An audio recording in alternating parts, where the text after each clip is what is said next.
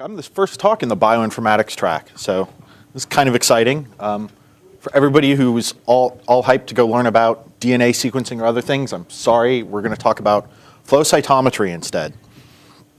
My name is Jacob Frelinger. I'm from Duke University in the program of computational biology and bioinformatics. And I work in a computational immunology lab. There we go. I'm going to talk a little bit about the background of what is flow cytometry, on the assumption that most of you don't actually do flow, and how to go through and do a flow analysis and introduce how to do it using this library I've written, Fcm. And we're going to cover traditional gating-based analysis and these new quantitative model-based methods that we've been developing. And then a couple other features of the library that I've included, and then sort of the future direction of where I think Fcm needs to go. Just get some boilerplate out of the way, so if anybody ends up really interested and downloads the talk later, the links are there. And our dependencies, we've tried to keep it very simple. We depend on NumPy, SciPy, and Matplotlib, which you all should have.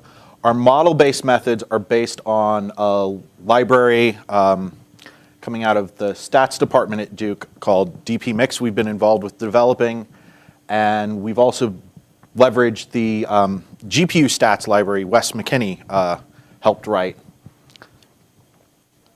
to try and get us some speed ups in some of our computations in the big and in the models as well. So why are people interested in flow cytometry? It's one of the oldest high throughput methods in biology. It really came to prominence in the mid-'80s with 3 and 4 color flow cytometers becoming available. It's unique, it's multi-parametric, meaning you get lots of parameters at a single cell level from heterogeneous samples. Typically it's just peripheral blood for the work I use. So you have a whole mix of different types of cells in there. So how flow cytometry works is that cells are labeled, typically with fluorescently coupled monoclonal antibodies targeting specific proteins or cell receptors. They are stained with these. Each of these different markers has it's a unique fluorescent tag associated with it. It is then fed through a detection device past a laser, which causes the fluorescent molecules to excite, emit fluorescent light. And then that's recorded and onto a computer and generates a binary file called an FCS file. Once you have this, the goal then typically is to try and identify specific cellular populations by examining their fluorescence properties, which correlates then to quantities of surface proteins or whatever the antibody was tagged to. So in this case, we're looking at, on the x-axis, the CD3 fluorescence intensity. So cells to the right exhibit more the CD3 cell surface receptor. In addition to recording that, as they pass by the lasers, it measures also a forward scatter and a side scatter of the deflection of the laser beam, which roughly corresponds then to the size of the cell for the forward scatter and the complexity of the cell for the side scatter. So your typical workflow after you've run your sample through the machine is you will open up the file, you will do some quality control, do some plotting of the data, and then going through gating, which I'll describe later, you try and identify these single cell population, or these purified cell populations, and record some summary statistic, typically either mean fluorescence intensity of a particular marker, or more commonly the frequency compared to some parent population, such as frequency of activated T cells versus total T cells. And after you've done that, you generate those statistics and do some reporting based on that. So Fcm has a load FCS function, and pretty straightforward. Just pass in either a string or a file handle to an FCS file. We support right now FCS2, FCS3, and FCS 3.1 files. Older versions of FCS files, I'm not sure, because earlier versions of the file standard weren't very clear, and oftentimes contain analog data that's basically, I believe, unrecoverable at this point. They embedded raw histograms in the file, which is probably unreadable by just about anything at this point. But modern flow cytometers will all give out FCS2 or 3 files, and you can load them, which will then return what we call an Fcm data object that represents all the information in that file. Once you've loaded the file, you'll typically have to do compensation. Because of the fluorescence properties, that your fluorescent colors will bleed over into neighboring colors. You need to account for this and then try and remove it. As you can see here, if FL1 is our green color, FL2 is our red, there is a significant amount of green in our red signal. Most flow cytometers now will allow you to produce compensation matrices, which then you can then use to remove this spillover. And given then, if you have a compensation matrix and what laser colors it's associated each channel of that with, you can then apply compensation at load time, or you can apply it later. The metadata associated with an FCS file, inside the FCS file, often has a spillover matrix. And if you don't ask for anything in particular, it will just apply that one if it's there. Another thing to view data, flow data is assumed to be log normal for most parameters. So to visualize, as you can see on the leftmost graph is our untransformed data. Typically, people will then apply log or log-like transforms, the most popular being called logical. That's a mix of sort of linear and log transform to try and deal with some of the artifacting that log transform can't handle negative values and zeros very well. So it attempts to sort of be linear around that. And it's sort of the more popular transform these days. So you can specify the transform you want at load time, just to make things easier when loading files, or you can do it on your own. FCM tries to be intelligent. If you don't specify a transform, if it sees data scaled in the newer format files that almost all then want logical transform, it will default to that. Otherwise, it does nothing. So as I said earlier, there's metadata in the binary file you get out of the machine. It often contains additional information, such as what the laser configuration was, what antibodies are associated with each color. And so you still have access to all of that. Most of the open source tools I've seen for flow cytometry simply just take an FCS file and dump out CSV and throw out all this additional metadata. We kept all of it in there, including things you probably would be totally uninterested in, like where the offsets in the file were, where to start reading data and metadata and things like that. There's also an analysis segment in the FCS standard. I've never seen it used, but we have it in case it ever shows up. And then once you have loaded your FCS file, if you wanted to just get started playing with it, we treat it almost like we've built it as a wraparound in NumPy array. And so we delegate to NumPy for most of the common things you'd used to. So you can ask for its shape. You can call its mean, its standard deviation. You can pass it to just about every function that takes a NumPy array. I haven't run into it doesn't work. Or if you wanted to start getting out the fluorescence values or the scatter values for different channels, you can just start indexing it like a NumPy array. I also wrote in a method so you don't have to keep track of what channel is associated with what antibody. And so if you can ask for them by their name as well, which is specified in the header. And since we delegate to NumPy, you can just plot like you would most any array. Just load the file and then call scatter, and it'll plot happily away. We have included a handful of sort of graphics convenience functions. Typically, when the data is logical transform, the flow cytometrists who do the analysis normally really like to see the scale done in the sort of log-like transform. And so we've written some convenience functions to set the x and y axes to that scaling for you, so it matches the data. But since you can plot just like any NumPy array, you can create crazy plots like this. So traditional analysis, once you have your data loaded, is to identify specific cellular populations. And that's typically done by gating, which is in some form of drawing some boundary in which you then take cells within the boundary and then typically perform another projection in a different set of parameters to slowly gate down to your purified population. So as we said before, this is grabbing out all the CD3 T cells then, since CD3 is the T cell marker.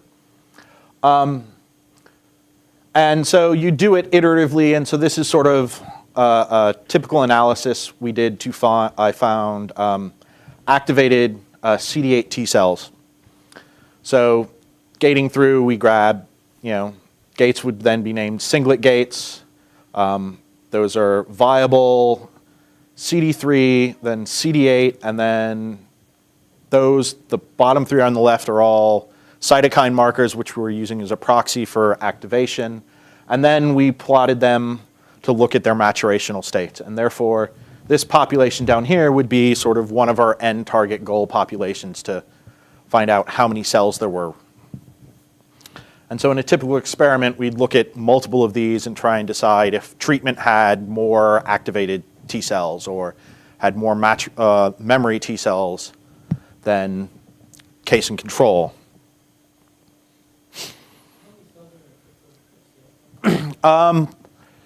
A typical file will have hundreds of thousands.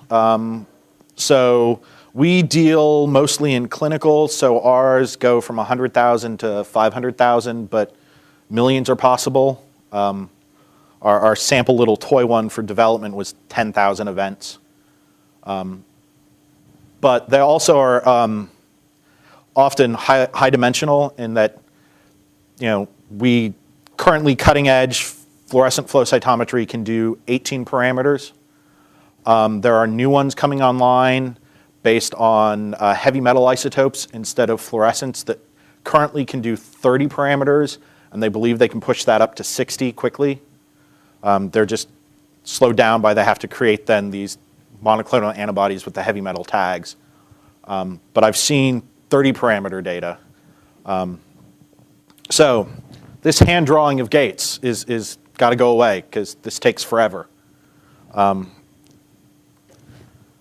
typical clinical sample is 20 patients, 4 or 5 samples each. So we support right now most of the common gates I've seen used. The standard, most common one you'll see is a polygon, just a set of vertices defining a region in space. And then a quadrant, which basically takes a 2D projection and divides it into 4 quadrants. Thresholds, which is all events above a certain value, and an interval, which is all points between 2 values. And going through, as we've seen, this is representative of polygon. This is quadrant. This is a threshold. And you can define gates in Fcm. I've just defined a really simple polygon gate here. It's 4 points. And then the second set is the axes to gate on. I just actually found a bug. You're supposed to be able to use the names. Again, didn't work, so I had to fix that. And then you can just apply the gate to the data object. One thing of note here is we store all of the analysis in the Fcm data object. As you gate, you build up a tree. You can move up and down of each population as you go through. So that's what this data.visit root and data.visit G1 is. So we visit the original population and we're plotting it in gray.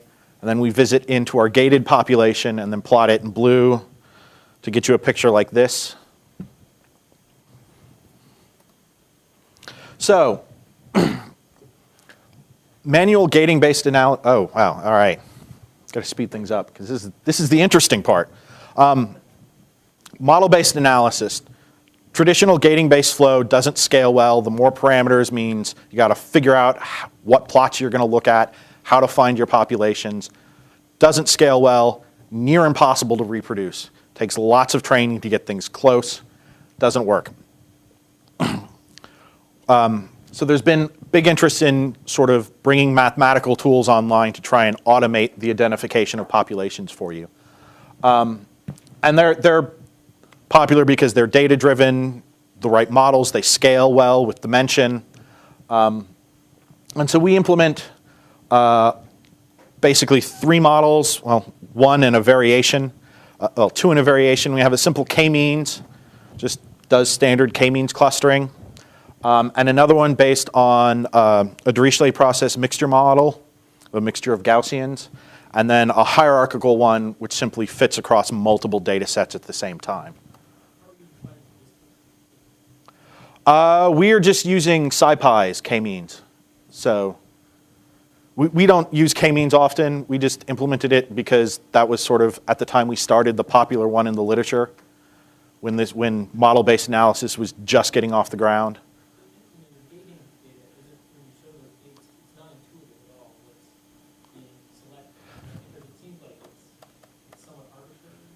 Yeah, well, it is.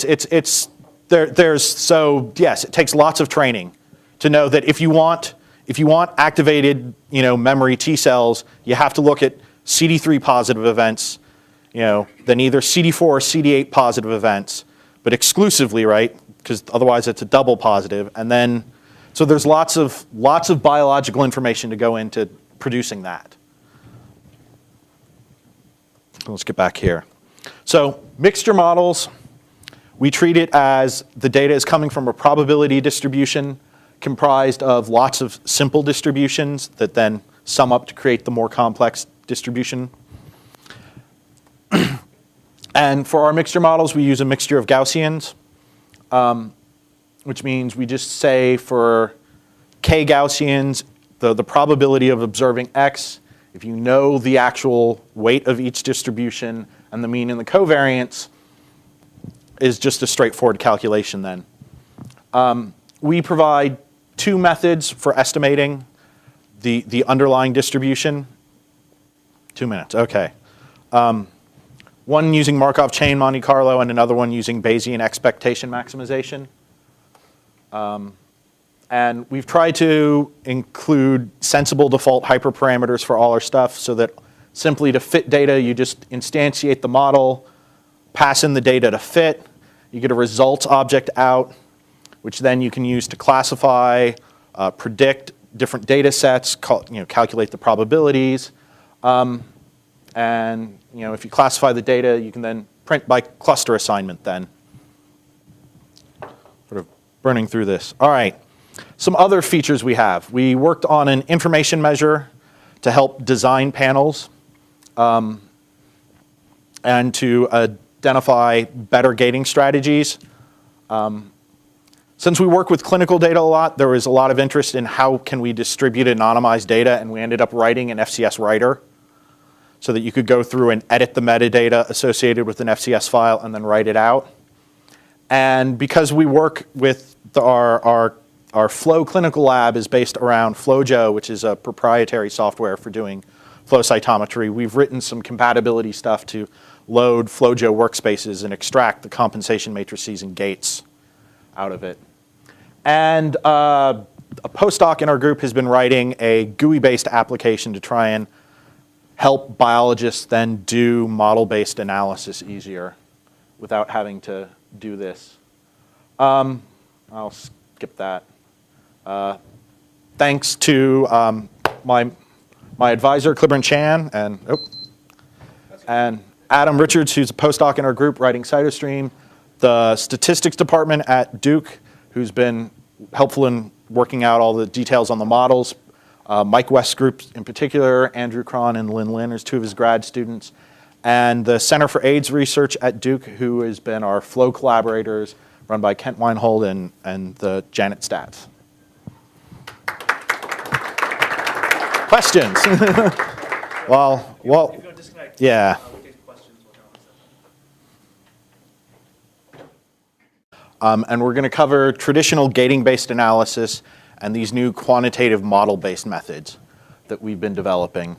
And then a couple other features of the library that I've included, and then sort of the future direction of where I think FCM needs to go. Just get some boilerplate out of the way, so if anybody ends up really interested and downloads the talk later, the links are there. And our dependencies, we've tried to keep it very simple.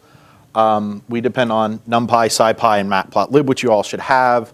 Our model-based methods are based on a library coming out of the stats department called an FCS file. Once you have this, the goal then typically is to try and identify specific cellular populations by examining their fluorescence properties, which correlates then to quantities of surface proteins or whatever the antibody was tagged to. So in this case, we're looking at, on the x-axis, the CD3 fluorescence intensity. So cells to the right exhibit more the CD3 cell surface receptor.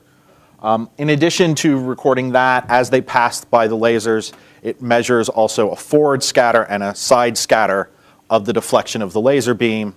I'm the first talk in the bioinformatics track, so this is kind of exciting. For everybody who's all hyped to go learn about DNA sequencing or other things, I'm sorry, we're going to talk about flow cytometry instead.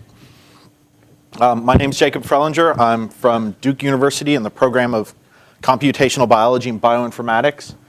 And I work in a computational immunology lab. There we go. I'm going to talk a little bit about the background of what is flow cytometry, on the assumption that most of you don't actually do flow, and how to go through and do a flow analysis and introduce how to do it using this library I've written, Fcm. Typically, it's just peripheral blood for the work I use. So you have a whole mix of different types of cells in there.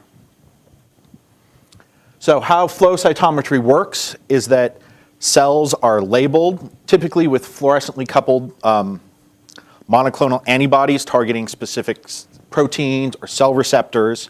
They are stained with these. Each of these different markers has it's a unique fluorescent tag associated with it.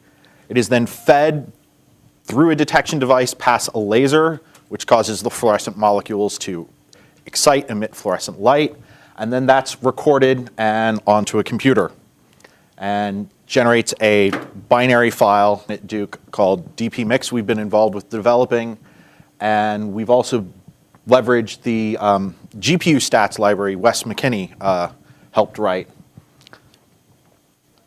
to try and get us some speed ups in some of our computations in the big and in the models as well. So why are people interested in flow cytometry? It's one of the oldest high throughput methods in biology. It really came to prominence in the mid-'80s with 3 and 4 color flow cytometers becoming available. It's unique, it's multi-parametric, meaning you get lots of parameters at a single cell level from heterogeneous samples.